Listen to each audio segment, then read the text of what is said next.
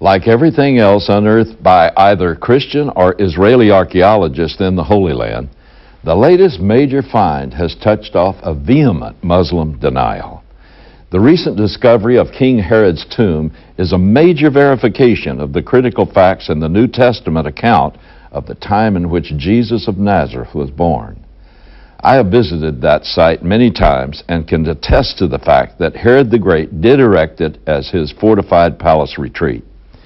The Apostle Matthew wrote, "Now after Jesus was born in Bethlehem of Judea in the days of Herod the king, behold, Magi from the east arrived in Jerusalem, saying, Where is he who has been born King of the Jews? For we saw his star in the east and have come to worship him. And when Herod the king heard it, he was troubled, and all Jerusalem with him."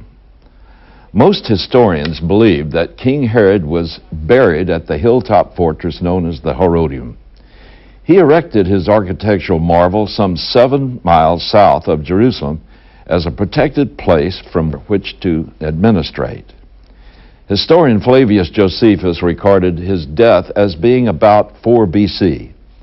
Most traditions said he was buried at the Herodium, but no one was able to find his tomb until Israeli archaeologist Professor Ehud Vetzer found it.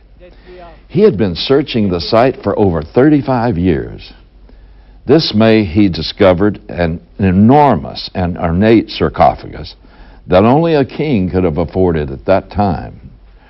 Yaakov Kalman, the field manager for the excavation, explained the historical importance of Herod, saying, "We know Herod was the last king of Judea, and he was living in a critical time for Judaism, for the Jewish people, and also for the Christianity. That's the birth of Christianity, that period." He said, in the New Testament of the Bible, the Gospel according to Matthew says Herod ordered the massacre of the innocents, the killing of all young male children in Jesus' birthplace of Bethlehem, out of fear that he would lose his throne to a new king of the Jews. But in typical Muslim tradition of rewriting all history that disproves their claims to the ownership of the Holy Land, Palestinian officials immediately disputed this wonderful discovery. An official in the Palestinian Authority, Ministry of Tourism, told the Jerusalem Post, "We warn Israel against using this purported discovery for political and ideological purposes.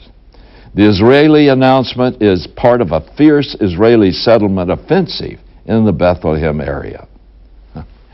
This has become the standard reaction to any evidence, no matter how scientifically credible, that might prove Jewish or Christian historical rights to the Holy Land. The Reuters report continued, "Every Israeli archaeological find in the area is immediately discredited as a politically motivated farce aimed at solidifying what the Arabs insist is a false Jewish claim to the biblical land of Israel." Well, we shouldn't be surprised. The prophet Ezekiel not only foresaw these things, but issued a warning to the surrounding Arab nations, which are all Muslim today. He wrote 2,650 years ago in Ezekiel, "This is what the sovereign Lord says, because they ravaged and hounded you from every side, so that you became the possession of the rest of the nations and the object of people's malicious talk and slander. Therefore, O mountains of Israel, hear the word of the sovereign Lord. This is what the sovereign Lord says to the mountains and hills, to the ravines and valleys, to the desolate ruins and the deserted towns that have been plundered and ridiculed by the rest of the nations that surround you. This is what the sovereign Lord says. In my burning zeal I have spoken against the rest of these nations, and against all Edom, for with glee and with malice in their hearts they made my land their own possession, so that they might plunder its pasture land. Therefore prophesy concerning the land of Israel, and say to the mountains and hills, to the ravines and valleys, this is what the sovereign Lord says. I speak in my jealous wrath because you have suffered the scorn of the nations. Therefore this is what the sovereign Lord says. I swear with uplifted hand that the nations around you will also suffer scorn. But you, O mountains of Israel, will produce branches and fruit for my people Israel, for they will soon come home. I say to you, be warned, you who defy the word of the Almighty Yahweh God.